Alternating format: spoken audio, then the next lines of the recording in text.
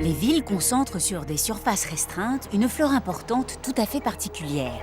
Ces plantes, pour la plupart inconnues des citadins, profitent de tous les interstices pour s'installer en abondance sur murs et trottoirs. Le milieu urbain est un milieu fluctuant. Il y a des plantes qui apparaissent à un moment donné. Le milieu évolue parce qu'on a fait des travaux, etc. Elles disparaissent, elles reparaissent ensuite. D'autres espèces peuvent apparaître au gré des travaux et de l'histoire de la ville. Dans une ville comme celle où nous sommes, là, on a à peu près recensé 500 espèces en 3 ans. Donc il y a une diversité urbaine relativement importante.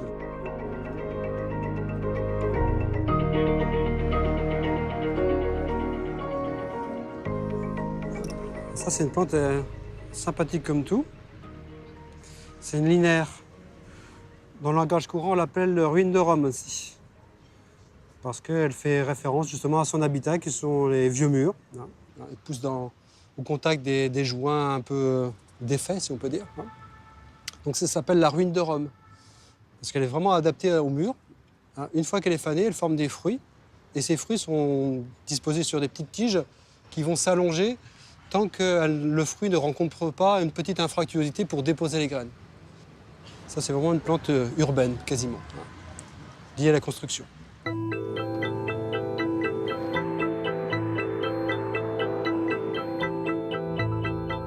Sur les trottoirs, en général, les plantes du monde entier se donnent rendez-vous, si je puis dire. Ici, on a des plantes sauvages de la région, avec les plantains, par exemple. Mais à cela, on va trouver d'autres plantes qui sont plutôt un petit peu plus méditerranéennes, avec le bourpier, par exemple, ici, qui est une petite plante grasse. Également, là, vous avez une petite graminée qui vient probablement d'Amérique du Nord. Donc, c'est un lieu où les plantes du monde entier viennent se rencontrer. C'est un lieu cosmopolitain. Voilà, c'est ça. C'est un endroit très, très particulier et très intéressant à observer. Parce que ici, malgré le milieu très hostile, eh bien, la vie s'est installée peu à peu. Une fois qu'on se plonge sur ce qu'on observe, le bruit, on l'ignore carrément. Et on ne s'intéresse plus qu'à l'objet d'étude. Ah, tiens. Ça, c'est une plante particulière. C'est une plante qu'on va voir de plus en plus en milieu urbain. C'est un senson du Cap. Et donc, depuis les années 30, elle a colonisé carrément la France entière, via les voies de communication. Elle est effectivement depuis considérée comme une plante invasive, comme un certain nombre d'autres plantes.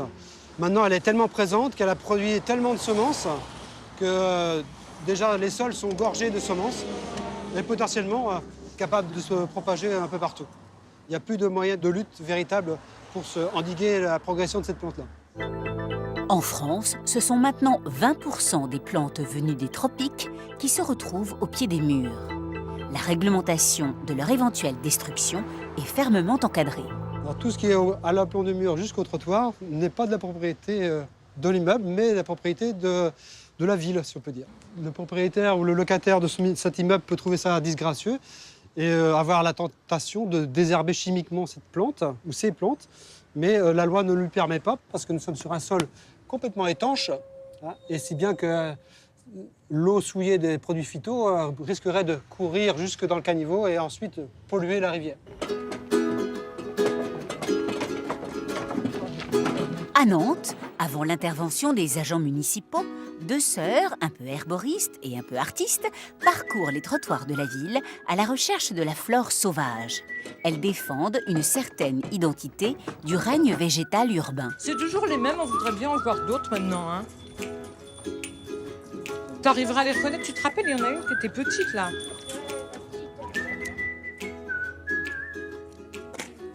On écrit le nom des plantes parce que comme ça elles sont nommées. Et quand une chose est nommée, elle est reconnue. Donc on les reconnaît, donc elles ont une identité. Et ça rend nos promenades dans la rue intéressantes. Parce que quand on fait le même trajet dans la rue depuis 10 ans et que c'est toujours le même bitume, enfin d'ailleurs ils le remettent tout neuf, c'est pas mieux, eh bien parfois on s'ennuie. Et là quand on connaît le nom des plantes, elles bougent au fil des saisons, elles changent au fil des saisons, elles se déplacent, elles se promènent. Et on a des copines à causer, avec qui causer le long du trajet.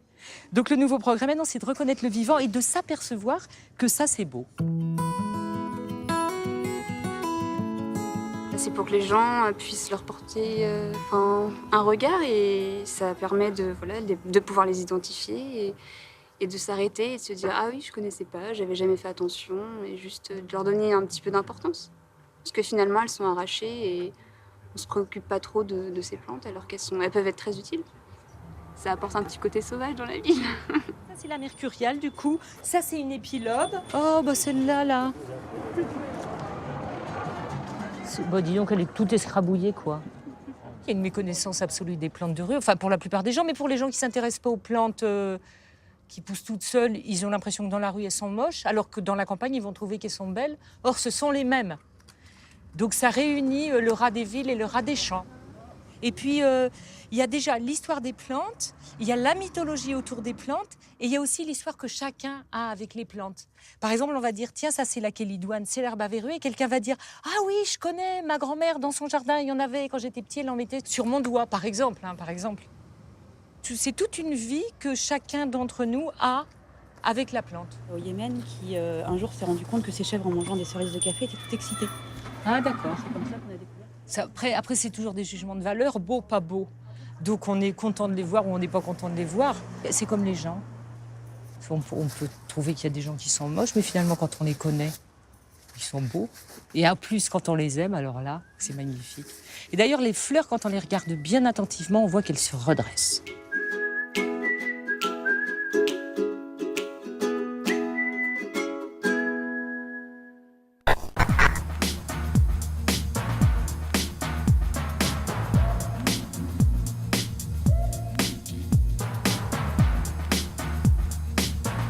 J'adore la couleur,